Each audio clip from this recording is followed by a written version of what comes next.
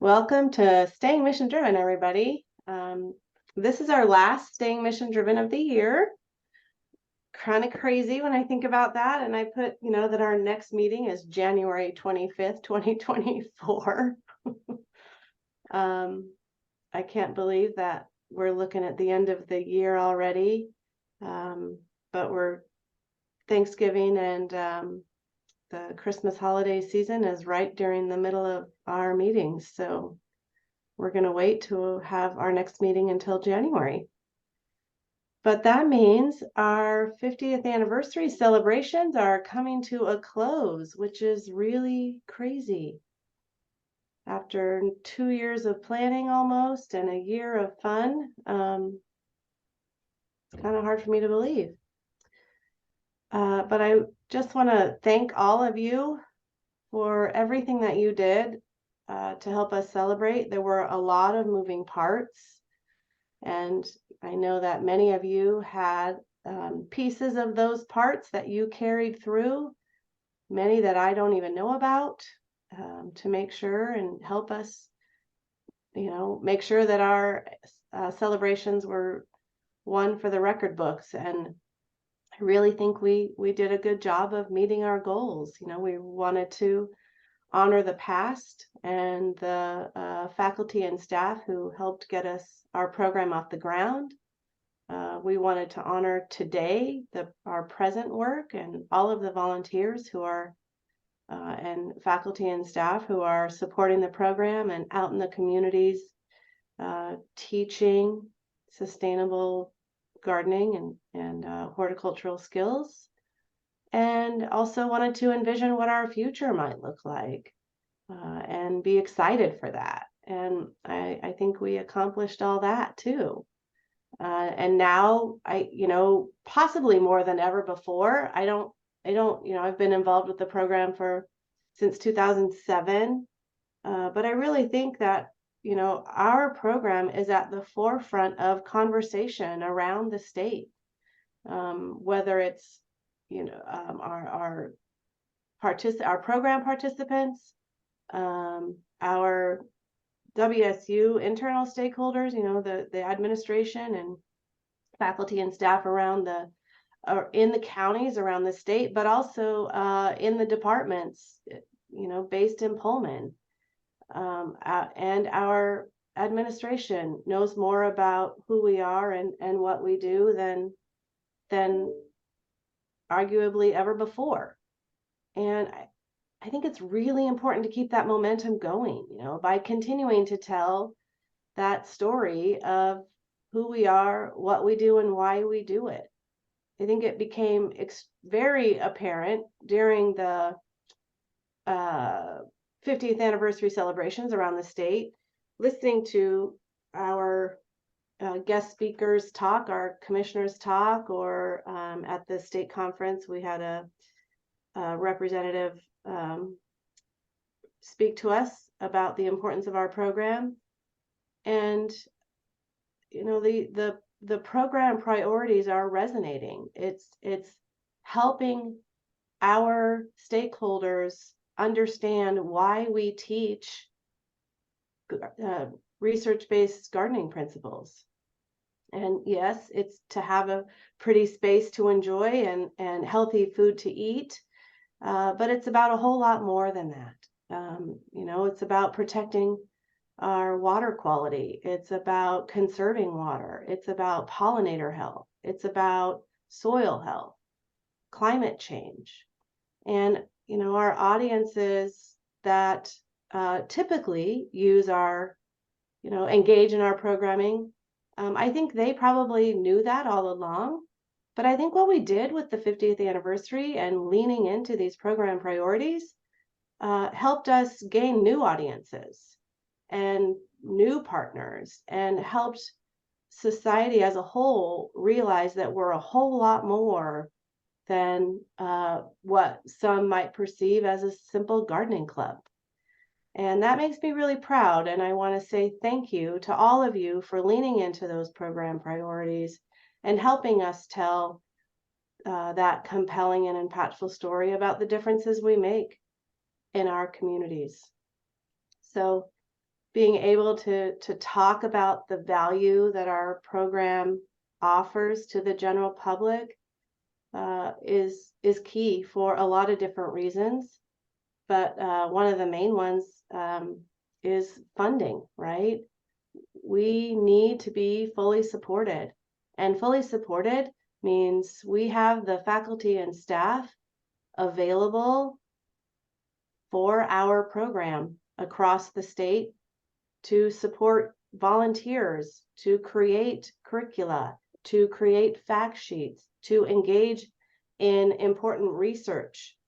And to do that, we need an endowed chair. We need a professor in our program solely dedicated to the Extension Master Gardener program to do that, to engage in research, to create curricula, to create the fact sheets, the resources that and publications that we need to be teaching Washingtonians across the state. We made a lot of progress toward that goal with the 50th anniversary, but we're a long way from the $1.5 million that we need. But I am thrilled to say we're nearing that $100,000 mark, which is the goal that we had set for ourselves for the end of 2023. We're still a little bit short. And I think most of you know that Deborah Smeltzer from Skagit County and her husband, David Kingsbury, offered a match challenge of $15,000. And we did meet that. So yay, that's fantastic news. But then David and Deborah said, hey, we could do more. And so they raised that match to $20,000. And we're nearing that $20,000 match, but we're not quite there yet. And we need to be there by November 17th to take advantage of the gift that Deborah and her husband have matched. So many of you have asked a lot of questions about what an endowed chair is and how a person in an endowed position will benefit our program. And we have Todd Murray here today. I hope, yeah, I see he's on now. So Todd is the, oh, Todd, let's see. You are the Norman Amen Endowed Chair in Urban Entomology. Is that correct? That is correct. Great. So he's also the director of the Puyallup Research and Extension Center. And I asked him to come today to talk to you about the benefits that an endowed chair for our program will provide. Thanks for being here, Todd. Thank you. You know, I also want to point out that one of the reasons that it's important to take this campaign as an opportunity is it's also a way to memorialize the program, and endowments last longer than building names.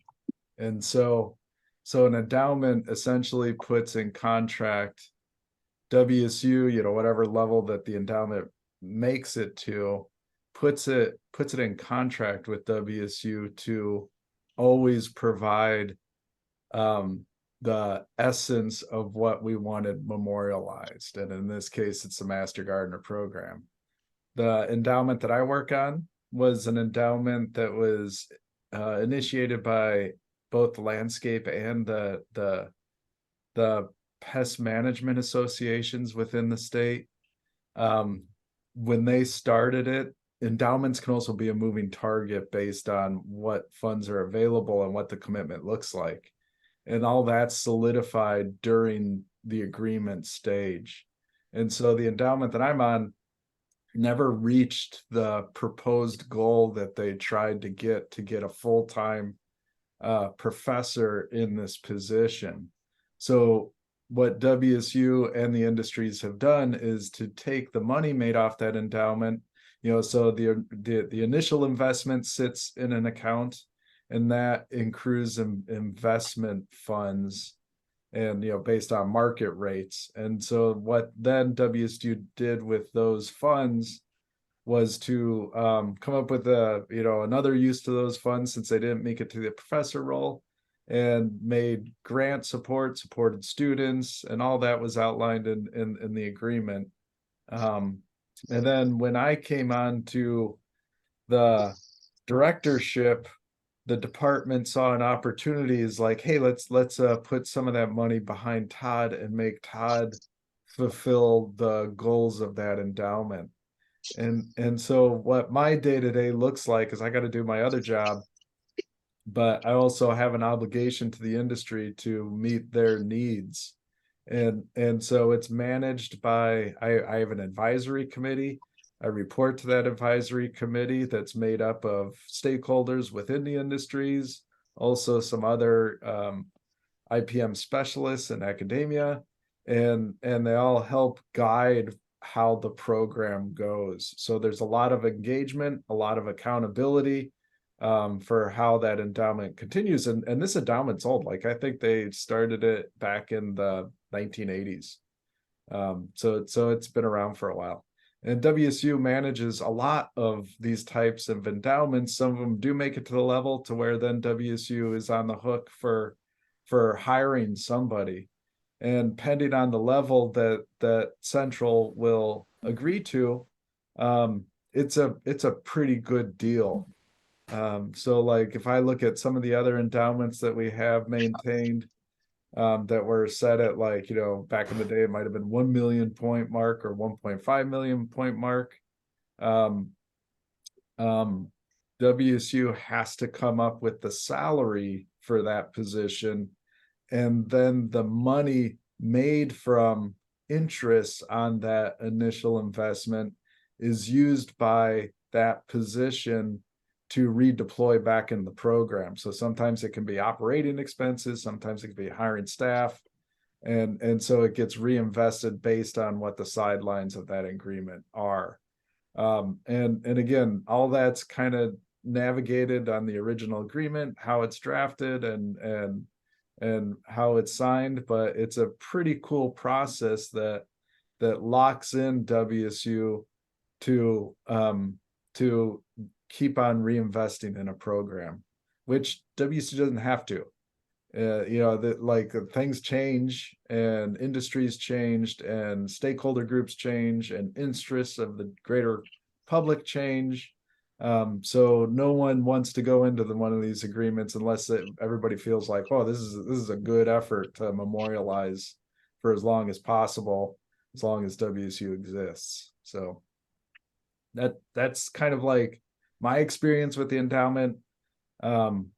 We have a couple efforts that are happening here at the Puyallup Research and Extension Center. So I've gotten to learn kind of like the back inner workings of how endowments work.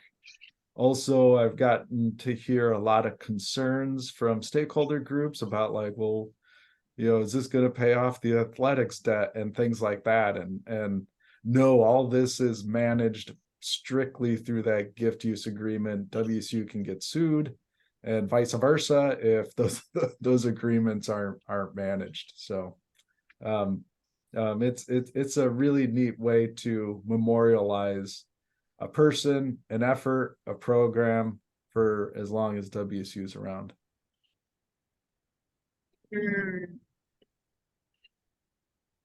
Be happy to answer any questions people might have.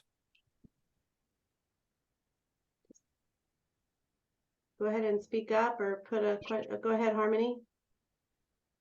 That was so incredibly helpful to hear how it, thank you for sharing that, Todd. That really helps me think about how to share this out with other volunteers, master gardeners in the program.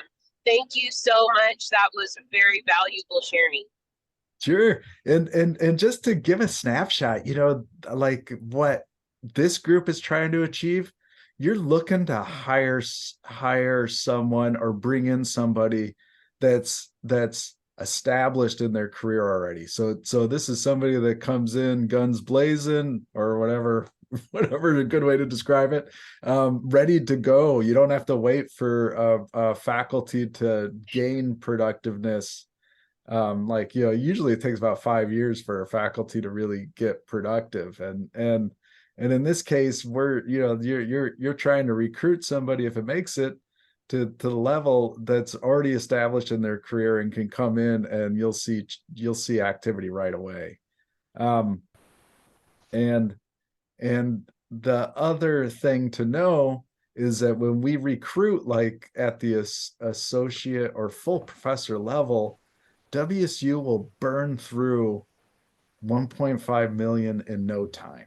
Like the amount that the community raises versus the actual expenditure that the state has to come up with to meet the agreement of the contract, it's a good deal. And tree fruit industry saw this pretty quick, because we'll spend 1.5 million on a faculty sometimes right in the first 2 years based on whatever they negotiate for startup packages and things like that. So it locks in a significant chunk of state funds, once the endowment's realized. So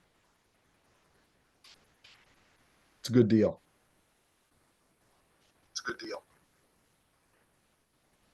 There was a question in the chat. Is there a timeline to raise the money to fund the endowment? Yes, there is a timeline on it, and it's 5 years from the date that the agreement was signed. And the agreement was signed in 2022, I believe. Those years are really hard for me to remember which year things were signed. It was April 2022. Thank you, Deborah. So the other thing to realize about how these things work is when there is a hiring and even an endowment assignment. So sometimes, like in my case, an endowment gets assigned to somebody. There is in no way ever a situation where there isn't an open process that's transparent.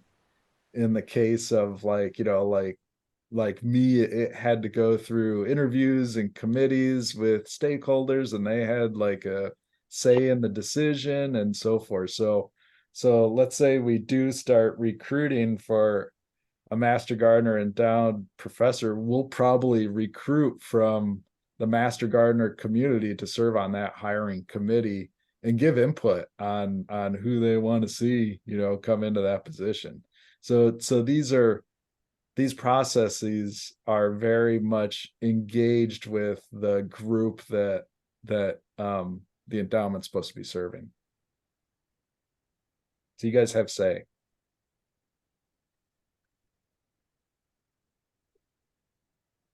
Any other thoughts, comments, questions?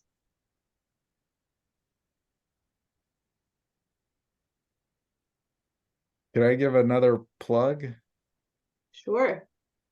Yeah, my sister writes for a garden. She edits and does part of the write for a garden magazine that's in the state of Illinois, that's more of the garden club. Oh, I forget what that association is, but it's a huge association. And Washington's WSU Master Gardener program has impacts not just within our state. We set the pace for the entire country and other countries out there. And so if you have family, friends back in the East Coast, Midwest that are interested in gardening, overseas, I guarantee you there's somebody in Ireland right now that wants to give to your effort. And so feel free to spread, this opportunity, just not within amongst ourselves. Master gardeners have literally impacted the entire country. And I know that there's other people out there in the world that would be more than happy to give. We just need to get the ask in front of them. So don't be shy to send out the opportunity to family, friends, and acquaintances across the country and world. I hit up my sister. Hannah.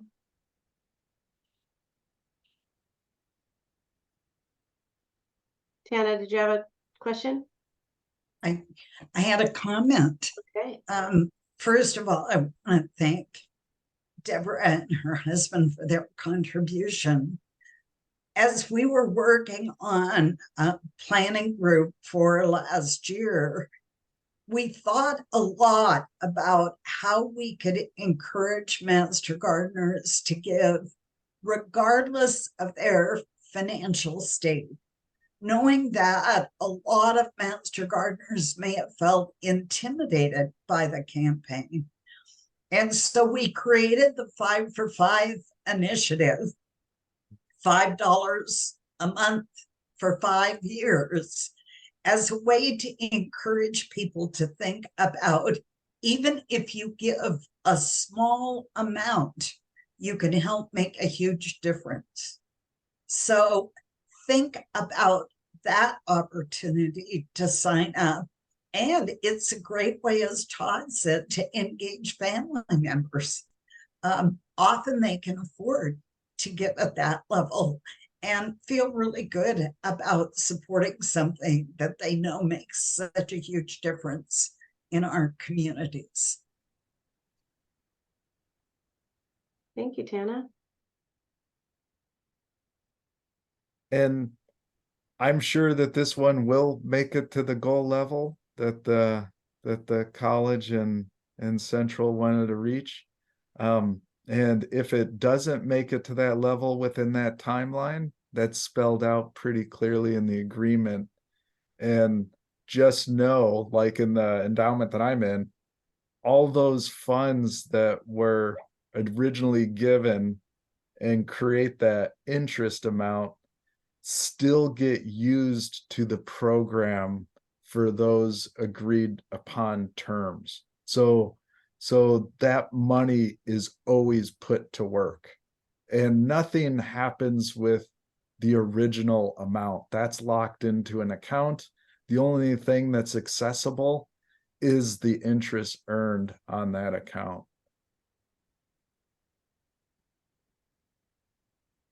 Thank you. So, no good conversation about the Endowed Chair campaign should end without an ask.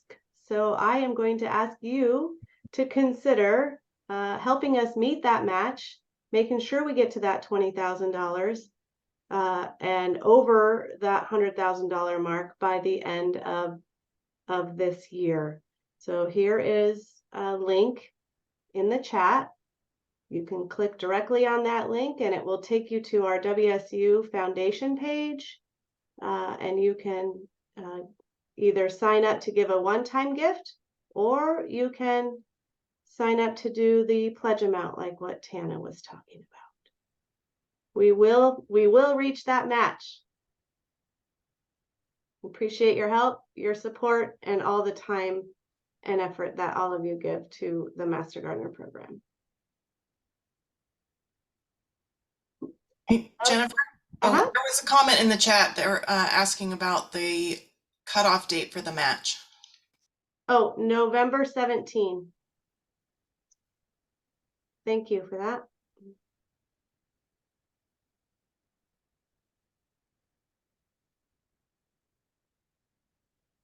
All right.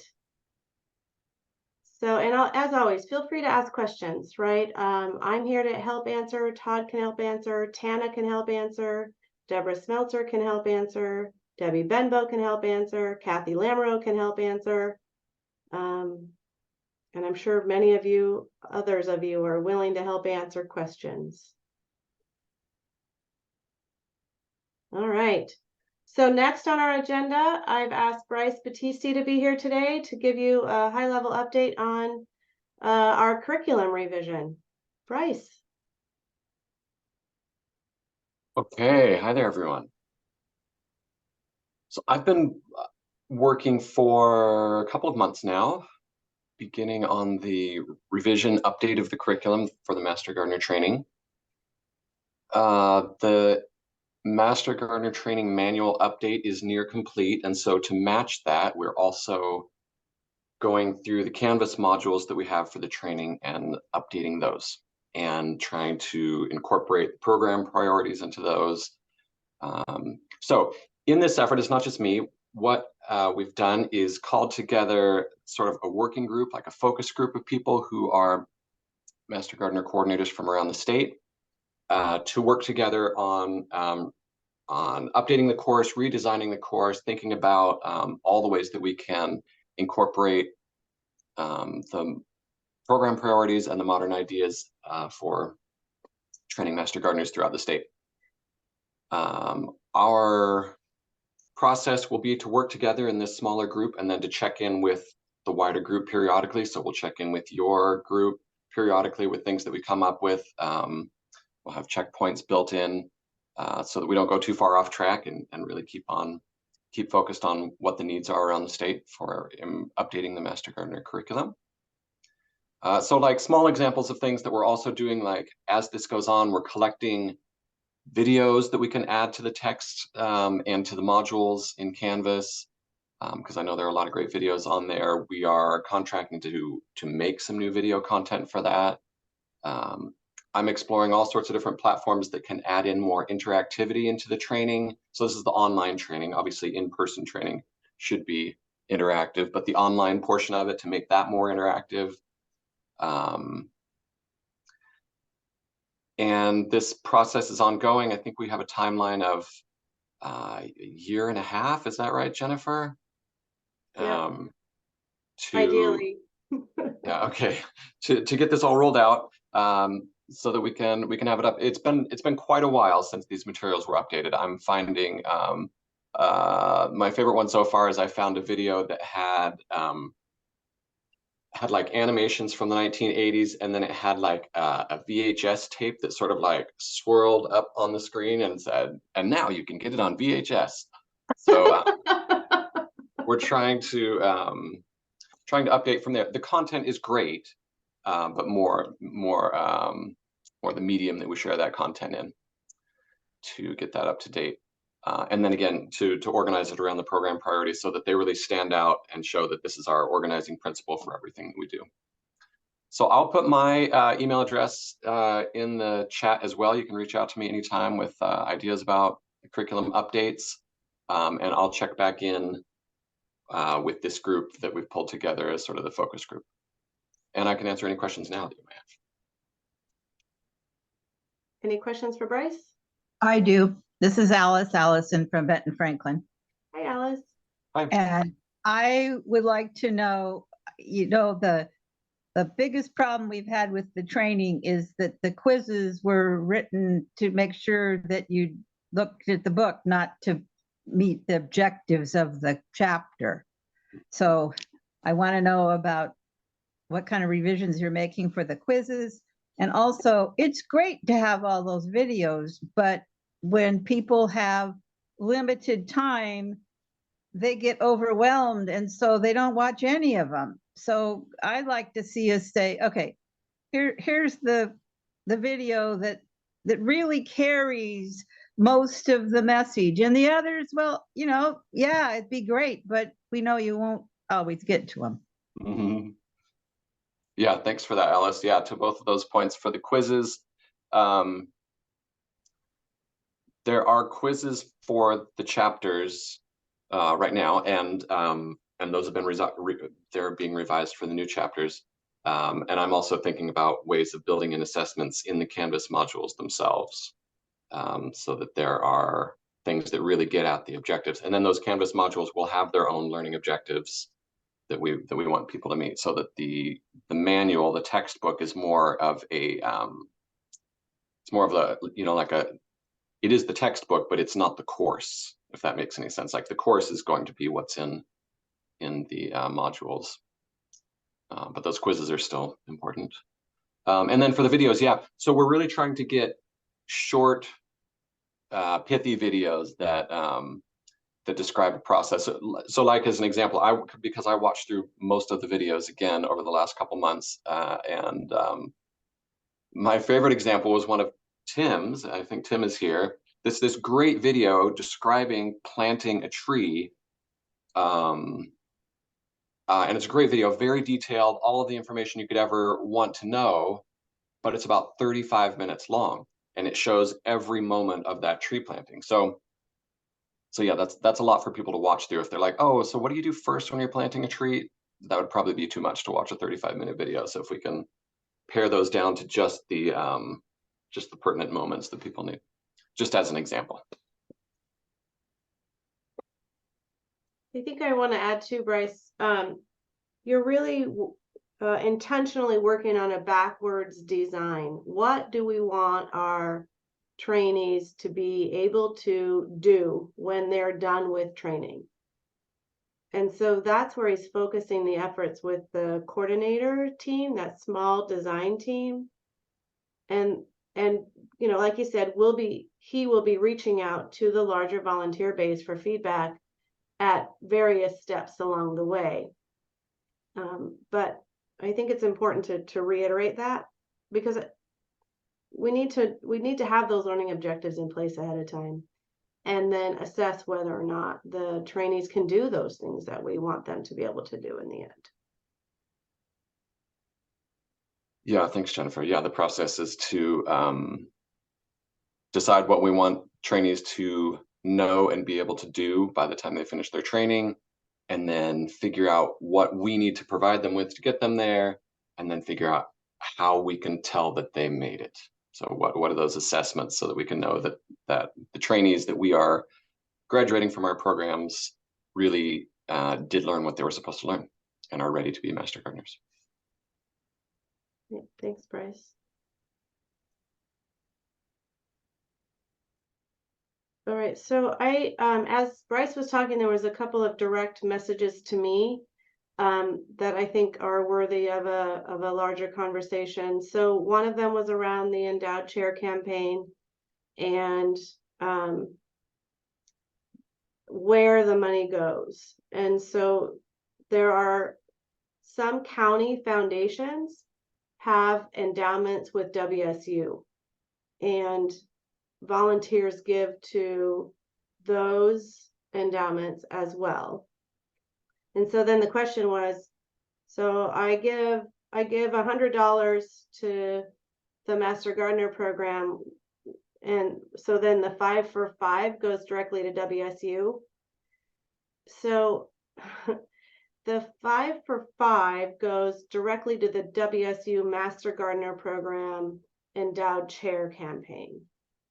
So it doesn't go just into a general WSU fund. It goes directly to the statewide Endowed Chair campaign for the Master Gardener program.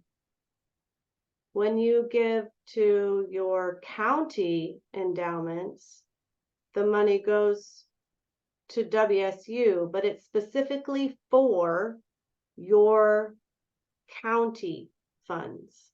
So I don't have access to those as a Master Gardener statewide lead. Those go directly to and must be used directly for the county. So there's a little bit of a difference there. And if that didn't answer your question, send me an email and we can chat about it. And then another one was asking about being involved with the curriculum update. So you will have an opportunity to participate at certain spots along the way. If you have a vested interest in wanting to ensure you have the ability to do that, why don't you go ahead and send me an email and I'll start to create a list. Does that, Jennifer, quick question on that. Could that potentially include one of our volunteers that has an interest and skill set? Yep. Okay.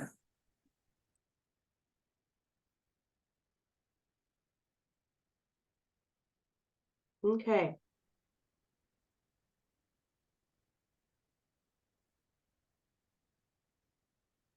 All right, looking at various chats that are coming through directly to me. So So next, I want to give Erin Landon. I'm going to skip on the agenda a little bit to make sure that we have time for Erin Landon to talk about the Evergreen Thumb podcast. And if you haven't heard about it yet, you're going to be excited. Erin. Thanks. So I guess I want to start off for some people who may not even know what a podcast is, because I've actually had that question a couple times. They're like, well, what is it? How do you, what is it? So I like to think of it as a radio show, but it's online and you can listen to it anytime you want, and you can listen to any episode you want at any time. So for the Evergreen Thumb, you can listen through an app on your smartphone like Spotify or Apple Podcasts. You can also listen directly on our website, which is theevergreenthumb.org. And there's an episodes tab, and it lists the most current or the most recent, I think 10 or 12 episodes. And so for our podcast, there's a new episode is released every 2 weeks. And I'm hoping to cover a wide range of topics from, real beginner, introductory topics, and get into some more advanced topics as well. And covering, the whole state. And the podcast isn't just for master gardeners. It's for the wider gardening community. And just a couple of statistics. We have 6 episodes that are live right now, and we have over 500 listens, which is a great start for something that hasn't been heavily advertised other than just me talking about it. So the next episode comes out next Tuesday, and my guest on that episode happens to be Todd Murray. And so we talk about creepy critters in the garden, since it's coming out on Halloween. I thought that would be fun. But he also does talk about the endowment and the benefits that the master gardeners could potentially see from having an endowed chair. And the most popular episode so far was with Bonnie Orr from Chelan Douglas County, and we talk about winterizing your garden and putting the garden to bed for the winter. And let's see, what else? Does anybody have any questions so far? Since I'm just kind of rattling things off. Oh, Google Podcast app. Yes, you can listen on Google Podcasts. You can also listen on iHeartRadio, pretty much any podcast platform. I just know Google Podcasts is going away early next year. So, and let's see what else.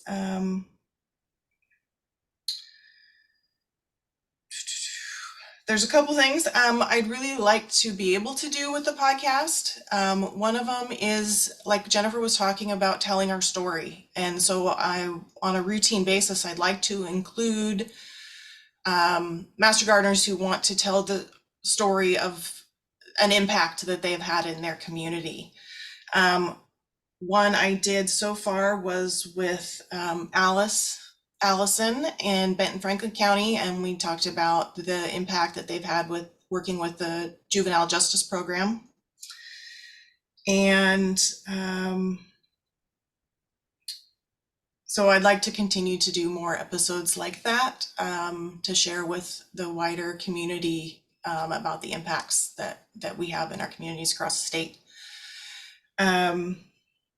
Let's see. There are a lot of ways you can support the podcast, and being a guest would be one of them.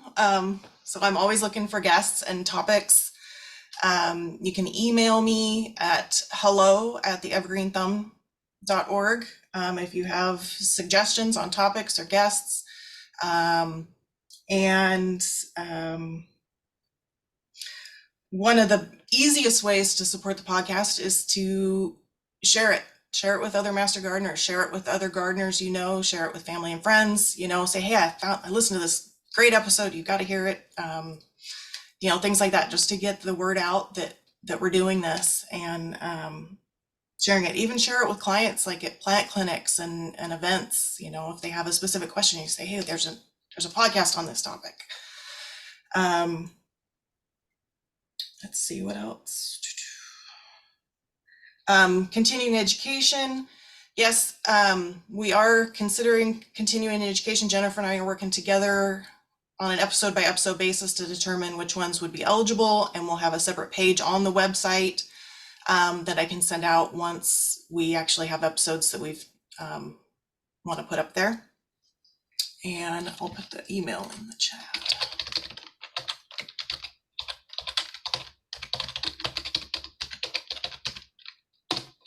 There we go. Okay. Let's see what else. Make sure I cover everything. So one of the other ways that you can support the podcast is to be part of the podcast team, and you can earn other educational delivery hours for participating. Some of the things that I could really use some help on is social media. If you use Facebook and or Instagram, and you know, it doesn't have to be, you don't have to have a lot of experience with social media management. Most of the content is done for you. You just use templates to create graphics and you know, plug them into a platform that automatically posts them and schedules them for us. So it's fairly easy. I'm also looking for someone to manage the blog. We do a blog post for every episode that has links to all the resources that are talked about in the episode. You can listen to the episode directly on the website. It also has a transcript for hearing impaired, or if you just prefer to read instead of listen. And so if you have a basic knowledge of WordPress, or if you're willing to learn, because I have templates that are already done up, you just kind of plug in all the details. And then the last thing is and kind of an admin who will help me coordinate guests, produce the transcripts, manage the email, things like that.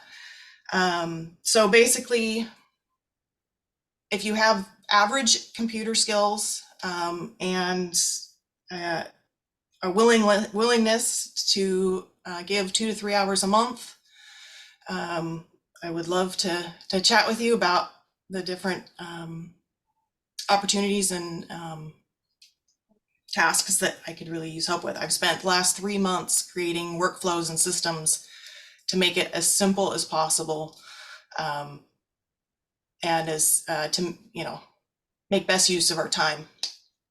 So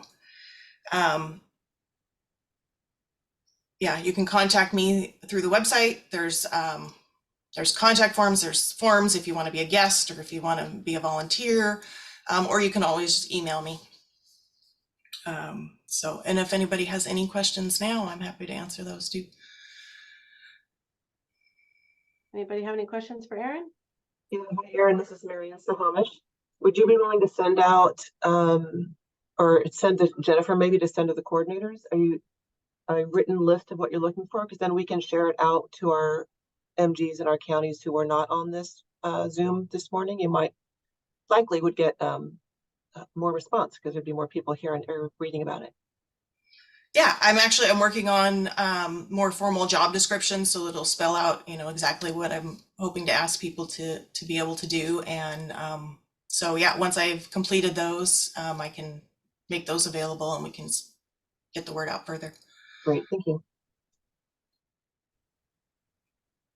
So just say thanks to Erin for getting this podcast off the ground, and thanks to the Master Gardener Foundation of Washington State for funding this project.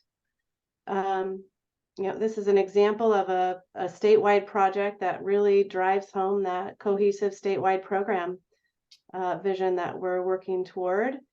And Erin and team are doing a fantastic job of helping us tell that compelling and impactful story that we're working to tell through the podcast. And I also see this podcast project as a way to support diversifying the volunteers in our program and diversifying the audiences that benefit from our program, because podcasts are something that, you know, we all listen to, but in general, it's a younger audience that listens to podcasts.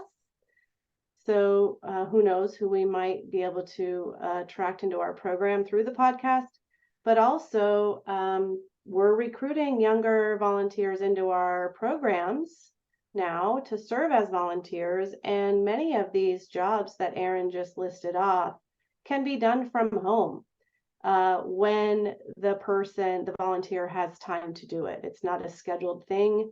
And I think that will support our younger volunteers who are coming into our program, who are still in the workforce or who are parents of young children.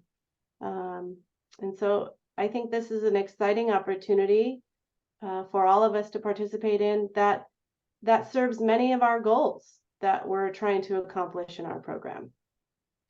So Erin, I think will share some of those job descriptions out. She and I have been meeting on a pretty regular basis about this stuff. And I'd be happy to share them with coordinators so that you can share the opportunity out with volunteers across the state. So, and Tana says, if you haven't listened to a podcast, it's well worth your time. I like having them on while I'm doing other things in the background. Yeah. Just something else too, I was looking at our stats the other day, and we have had listeners, most of course are in the US, but I think 6 or 8 different countries already. Well, that's awesome.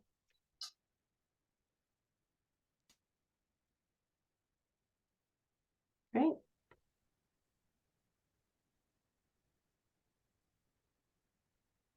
All right. So I do want to talk a little bit about program priorities, but another piece that Tana reminded me of that I didn't get into the agenda was another project that we're doing. It's a cohesive statewide program project, and that's the 2024 Northwest Flower and Garden Festival.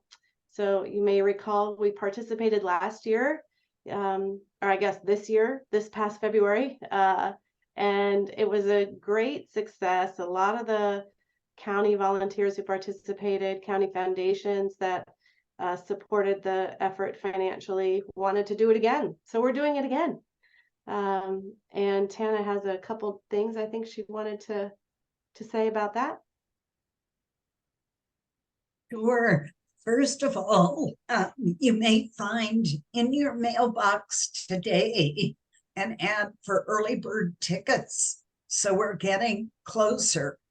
I want to thank folks who've already stepped up to volunteer to help this year. Gary Scheider was our lead person last year, and he is continuing to help with communication with Flower and Garden Festival leads for the festival itself. So watch for more information. We've had several counties step up and sponsor the program financially. We're hoping for a few more. So if your foundation board has not yet made a decision about funding, please encourage them to do so. If you've got questions, feel free to get in touch with me. As Jennifer said, this is another one of those great statewide initiatives. The state foundation serves as the financial agent, and Jennifer on the program side, along with her crew, ensure that we are educating our public effectively and representing WSU Extension in a way that's professional and engaging. So watch for more information coming your way soon. We're pretty excited. We have a better booth location, and we'll actually combine a formal plant clinic along with our outreach all at the same site this year. So good stuff happening. Thanks, Tana. Any questions about the Northwest Flower and Garden Festival?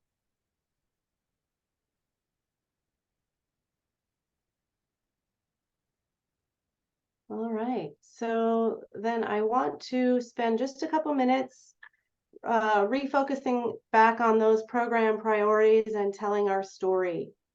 I'm not going to have another opportunity to talk with you until the beginning of the year. And I know many of you go into this time of year planning for spring outreach. And I just wanted to ask you to lean into those program priorities as you're planning for that spring outreach. Use the program priority toolkit. It offers shared language for all of us to use to talk about who we are, what we do, and why we do it around all of those program priorities. Just quick examples, we teach research-based sustainable gardening practices for healthy people and a healthy planet. But what does that really mean? And when you get into the program priority piece, we teach IPM practices to reduce the amount of chemicals that end up in our water sources. So that's clean water for drinking and for fish and other wildlife habitat. We teach food gardening to feed hungry families. I did a little bit of digging yesterday, so that's our local food priority. So generally, we donate about 60,000 pounds of fresh produce per year. And based on Department of Health, fresh vegetable consumption per capita, that feeds 425 people for a year. That 60,000 pounds of fresh produce will feed 425 people for a year. So those are the types of things we want to be very specific about the value that we're offering to our public. So again, as you plan for your outreach in 2024, use that toolkit, evaluate what you're doing, ask your audiences what they're learning. In that toolkit, there are questions that you can use to evaluate what people are learning.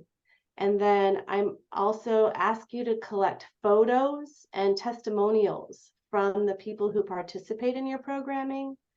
And then at the end of the year, when I ask your program coordinators for their impact stories, you'll have photos to provide, you'll have quotes and testimonials to provide, and you'll have, the evaluation answers to provide. And that will really help me tell that compelling story about the importance of our program, the difference that our program makes in our communities, to our own administration, up to President Kirk Schultz, to Wendy Powers, to our county commissioners. One of the things we learned through the 50th and listening to our county commissioners speak, a few of them, like when they started digging into it so that they could have talking points, they would say, well, I had no idea you worked on fire resistant landscaping, to reduce the risk of loss due to wildfire. So those are really important messages that we want to be sending and should be sending to our potential funders so that we can be and will be a fully supported program. So that's just another ask. I know I ask a lot of you, but please know that the things that I am asking for will support the program in terms of resources back to you. So I appreciate it. Any help that you can provide in that area. Questions on that? Jennifer, just a comment. Here in Skagit County, we incorporate the program priorities in all of our training sessions that begin in January. So we've loaded all those. We did it last year and we're doing it again this year, and even asking our outside speakers to cover those. So just a suggestion. Thank you so much. Yep. And I guess I also want to say that there are 9 of them, but that doesn't mean that you need to cover all 9. Your county may have a very specific concern that needs to be addressed. And so focus your efforts on that. We don't have to do it all. right? That's too difficult. So focus your efforts on, I mean, I think it's important to learn about them all in training. But then where is it that you should be focusing your efforts to meet the needs of your county? And focus your efforts there. Harmony? Hi, question for y'all. As we're talking about next year and doing all of this great work to collect photos and testimonials, etc. I've already had some folks ask me about what the 2024 Sharing Success is going to look like at the next Advanced Education Conference. Yay. And it's I know, I was like, what? I love your enthusiasm. And so I'd love to chit chat with whoever decides to take on Sharing Success in 2024. This last time, collaborate with whoever takes it on next. Bit I wanted is envision. Do you guys have any idea at this time what the 2024 Sharing Success is going to look like? Is it going to be like a panel kind of situation where it's like a 1 hour Zoom session and everyone who puts in something can participate? That's what I'm brainstorming here. But yeah, what are your all thoughts? I'm going to defer to Debbie and Kathy. Well, the 2024 conference is going to be virtual. So we really, right now, we haven't dug into that. So do you have any comments, Kathy? It's on the list. Yeah. Of things that we need to talk about. Yeah. So I don't think we have anything definite, but we've been batting around a couple of ideas about whether to have a specific Master Gardener Day, where we do all things Master Gardener, skills, Sharing Success, annual meeting, those kinds of things. That's one of our ideas, or mixing Master Gardener events into putting them into live sections. So yeah, if anybody has any ideas how we can work that in, it definitely we're willing to listen.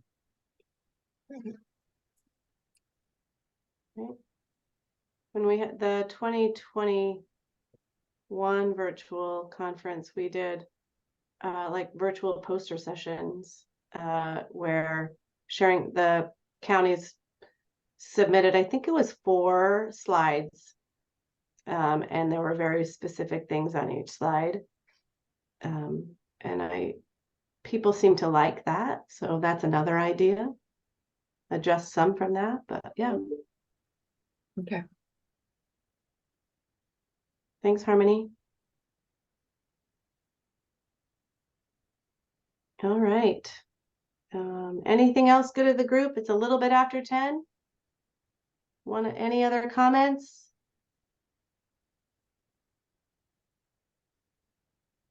Jennifer, from the contents of this meeting, it's obvious how much the program is doing to advance our Master Gardener mission.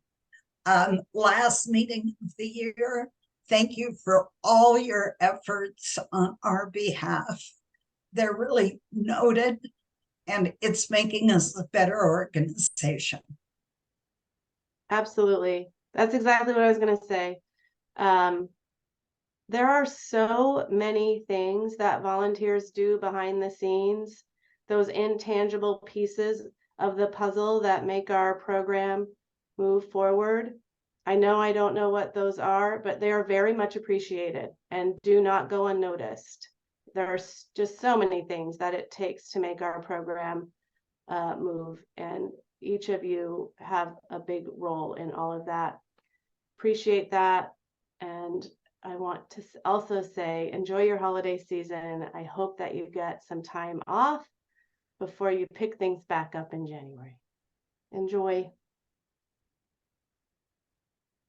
Have a good rest of your day, and I hope that your gardens hold up to the cold that's coming. Take care, everybody. Bye.